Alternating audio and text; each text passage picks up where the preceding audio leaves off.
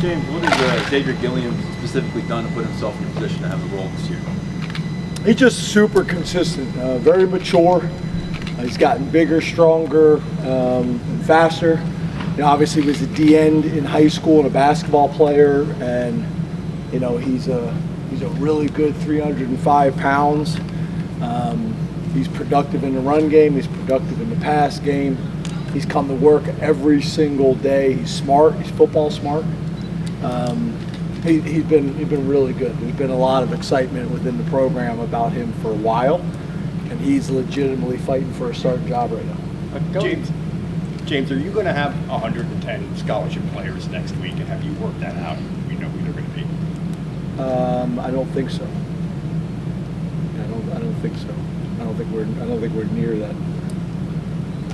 Pat talked a little bit about the. I don't think we're allowed to have 110.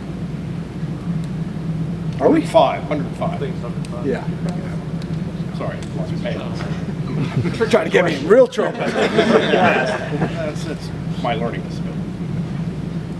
Pat talked a little bit about the report over the weekend about Tony Nittany bringing up the idea of 20-plus teams for the playoff. What's your reaction? Have you had any discussion about that? Any thoughts there? Yeah, knowing Pat, he's given you all the quotes you need. I'm focused on Nevada and Penn State. Those discussions are really good for the commissioner and really good for the athletic director. Obviously, I'm a part of those conversations in the off season, but right now, totally focused on Penn State and totally focused on Nevada. James, where are you with respect to establishing a QB2, and how will you divvy up the reps among Gronk and Smolik from here to opening day? Yeah, we're close to making a decision. We haven't sat down and talked to those guys yet. Probably a week ago we were close to, making a decision, and then held off because we had a couple inconsistent practices. But we're close to making that decision again. And what was the second part of your question?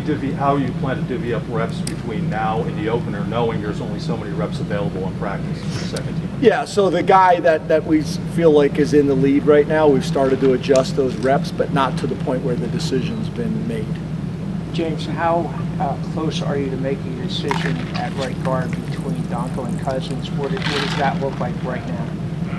Donko, Cousins, and Shanahan. Shanahan, excuse me. Yep. All three of those guys are in the heat of it. And to be honest with you, it's also how Rucci's playing, right? All those things kind of are factored in together. But I'd say it's similar to the quarterback. I think we got a pretty good idea if we were going to play this Saturday, but it's still close enough that we're gonna continue the competition. Different than quarterback, we're still probably rotating all those guys, equal reps, but it's a battle, and it really includes all four of them because how Rucci plays factors in, because we can move Donko to tackle and then it's a two-man race inside. So not ready to make that decision yet, but it's a really good battle, and it's a really good problem to have. I think we can win with all of them. Do you feel like you're in a good spot, bumps, bruises, health-wise, with 10 days to go or 10 days to go rather? Yeah, for the most part. I mean, this time of year you're going to have it, but I think the coaches have done a really good job. Nelly's done a really good job of making suggestions. We're down. I want to say it may not sound significant, but we're down like 127 minutes. From last year's camp. We're down a significant number of reps, and specifically when you talk about the proven commodities, right? Like, Enai needs to get better, but we gotta be smart with him because we know who Enai is. Same with Zane, right? So guys like that, Singleton and Fat, guys like that, we've modified their reps even more so, and we've done that every year.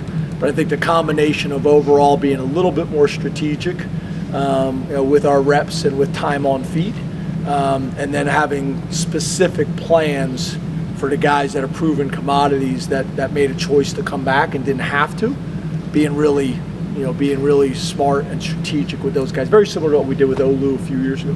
Thanks to that end, how would you characterize what you've gotten out of camp so far? Out of camp? Yeah.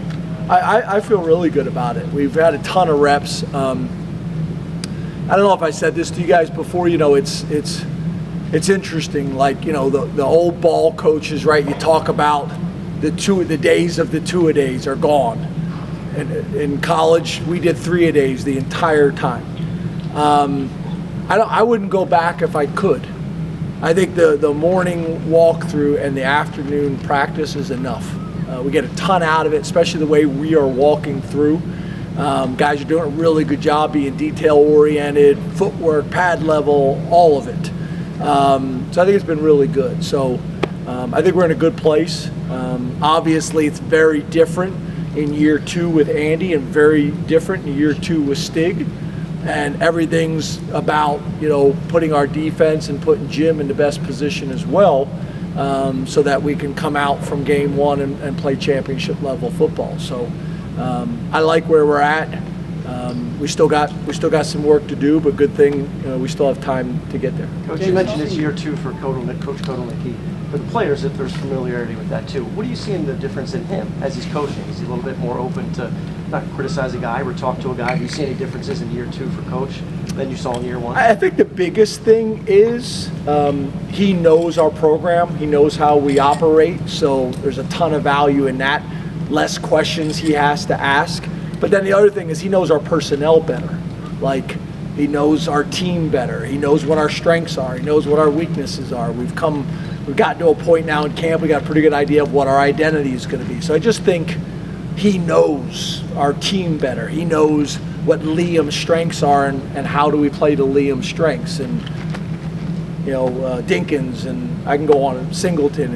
And so I think that's probably the biggest difference is how do we maximize our personnel and how do we hide some of our deficiencies while we're still working on them. James, talking about the defensive tackle position in general, we all know about Zane. We saw a lot of what Alonso could do last season. Behind him, we haven't seen a lot of reps from those step players. So how do you feel those step pieces behind those two have progressed since camp started? Those what pieces? The depth pieces. Depth pieces, yeah.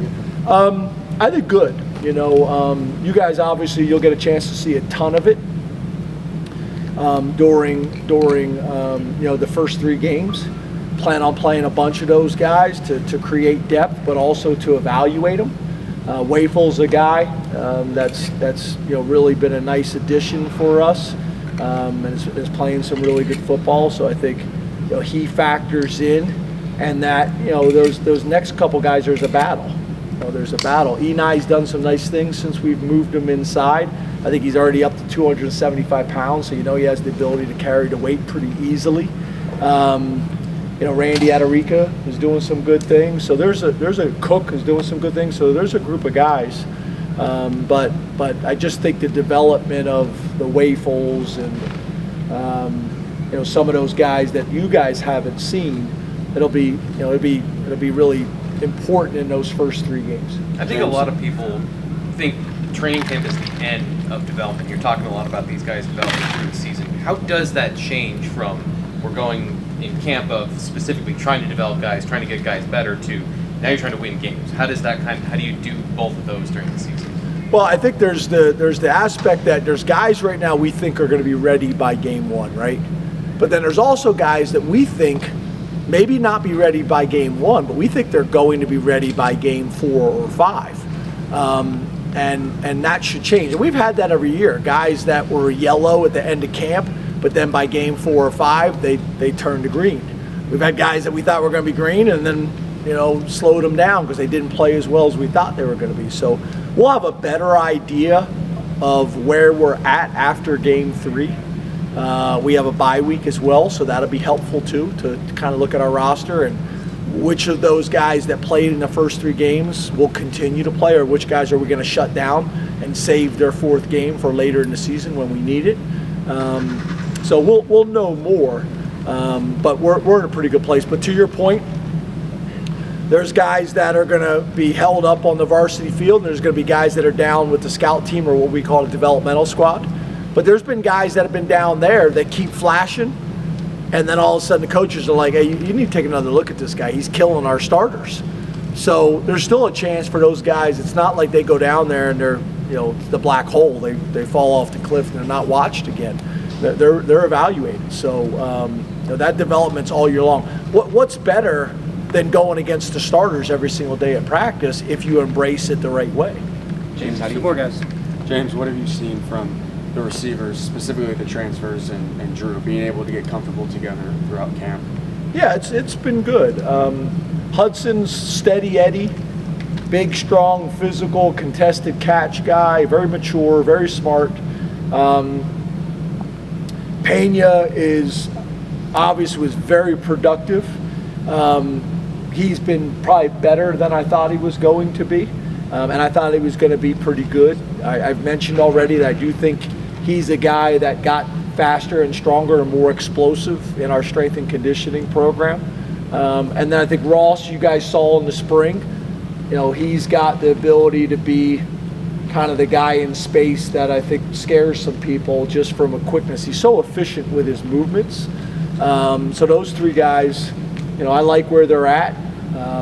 I would also make the argument with those three guys. I think it's going to be really important coming out of the first 3 games. That we feel like we really know what we have with those 3 guys and how we can use them. So just like Andy knows our team better, we know those guys too, but we'll have a much better idea of who they are, who those guys are as well after the first 3 games. Hey James, you've said that internally the expectation is to win national titles. With the off season that this program has had, the additions that you've made, is there maybe a new sense of pressure to deliver on that expectation? No, I think you guys have asked me that question before, and I think I've covered it, but I'll cover it again. I think within our program and within this campus and within this community and within our alumni, and that's always the expectation. We finished the game before the national championship game and maybe a drive before that, and it didn't feel like it, right?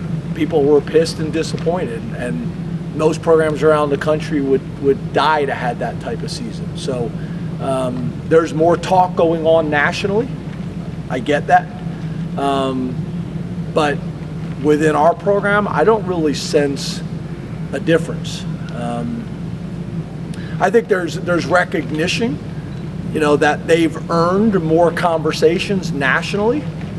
And I think if you follow patterns or storylines in terms of people that have been in the playoffs and then been able to get guys to come back, that's a storyline that I think a lot of people are running with. But at the end of the day, we got to go out and handle our business, and we got to do it one game at a time. But I don't sense that within our program. I don't feel that because I feel like that's always the expectation. Thanks, Coach. Thank you. Thanks, guys. James.